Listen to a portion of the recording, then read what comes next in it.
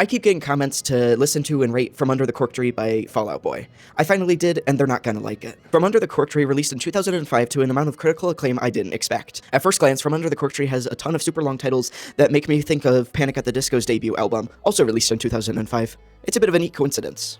Or is it? Probably yes. Starting things off as I always do, here's my track-by-track rating of each song on the album. If you've been paying attention to my videos for a while, you might think that I'm about to say I'm going to go through the best, worst, and most unique songs on the album. However, I would like to make a quick detour to read in full a quote from Johnny Loftus of AllMusic, who said, quote, "Musically, Cork Tree's first 5 tracks are relentless with razor-sharp melodies that seem familiar, but sound totally unique at the same time. The oh-ohs and punchy chords of all the gin joints in all the world are a thrill greater than any Jimmy Eat World album ever." Now, this was written after Jimmy Eat World's 2 breakout albums, Bleed American and Futures, were released, and let me be the first one to say, every song on those 2 albums handily beats any song on this album.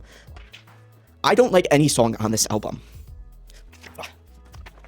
However, I'm going to try and practice kindness for the time being. Starting off with what I think is the best song on the album, that's probably going to have to go to Dance Dance. Respectfully, Dance Dance sounds like if somebody was trying to sing My Chemical Romance at a karaoke night. That's the best and only thing I'm going to say about it. Now, on to the worst song on the album. I had a pretty hard time choosing this. Now, it's probably either Sugar We're Going Down or Nobody Puts Baby in the Corner.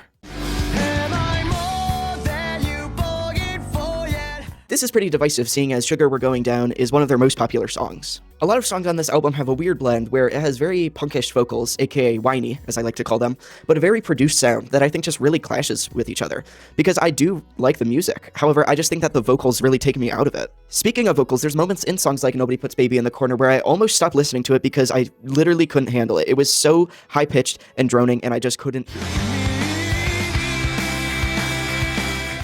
Before this album breaks me, I'd like to talk about the most unique song on the album, like I usually do.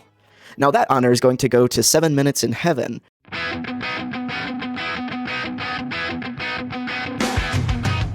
This song is definitely more unique. It has a lot heavier of a sound, and I kind of like it. However, the vocals really take me out of it, like I was saying earlier. I think it was inspired by Van Halen, but I'm genuinely not sure because none of these song titles are helping me out.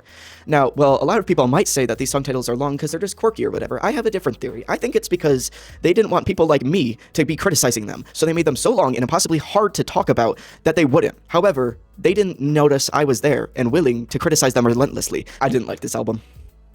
Overall, I'm gonna have to give it a 3.2 out of 10. Make sure to comment what album I should review next. I hope that my disdain for this album wasn't off-putting, and subscribe so you never miss a daily upload. Thanks for watching, and I'll see you tomorrow.